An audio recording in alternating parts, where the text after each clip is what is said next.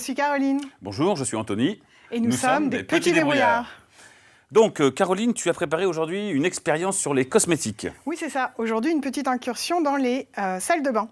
Alors, j'ai ramené un gel douche gommant. Est-ce que tu sais ce qu'il y a dedans? Je ne sais absolument pas comment c'est fait les gels douche gommants. Bah écoute, on va faire des expériences. Tu D'accord. vas verser le gel douche dans la bouteille. C'est parti, allons-y. Et bien mélanger et faire de la mousse. Voilà. Donc c'est ça, un bon peu de gel douche. On touille d'un côté, on fait ça façon cocktail. On peut remuer. L'idée, c'est que ce soit bien dissous. C'est ça. Alors, comme cette expérience dure un peu de temps, on l'a préparé à l'avance. Donc voilà le gel douche mélangé.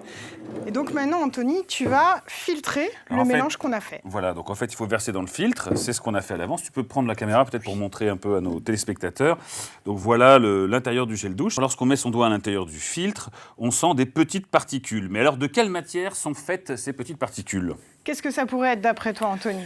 Moi, je pense que ça peut être soit minéral, c'est-à-dire un peu comme des petits grains de sable, soit organique, ça serait par exemple des petits grains de noix de coco, des petits grains d'arbres, enfin de bois, de pollen, je ne sais quoi, ou alors éventuellement du plastique. Eh bien écoute, pour ça, on va les récupérer, on va essayer de les faire chauffer. Alors j'ouvre le filtre. Alors si c'est minéral, ça ne bougera pas.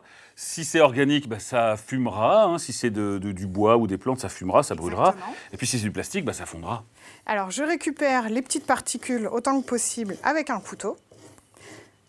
Et je les mets dans une grosse cuillère à soupe. Et ensuite, je les pose sur ma plaque chauffante. Et là, on va regarder ce qui se passe. On voit déjà beaucoup de mousse. Donc au début, c'est de la mousse qui disparaît. Alors maintenant que la mousse a commencé à disparaître, Anthony, tu peux étaler un petit peu avec le pic à brochette. Et on va regarder ce qu'il y a dedans. Voyons, ça en fait un sacré paquet de grains. Ça sent le plastique.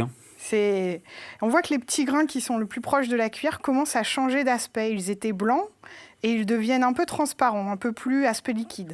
Et là, tu peux t'amuser, Anthony, avec le petit pic à brochette à essayer de voir l'aspect que ça a un peu plus près. Oh, mais regardez-moi ça. On dirait des filaments de colle.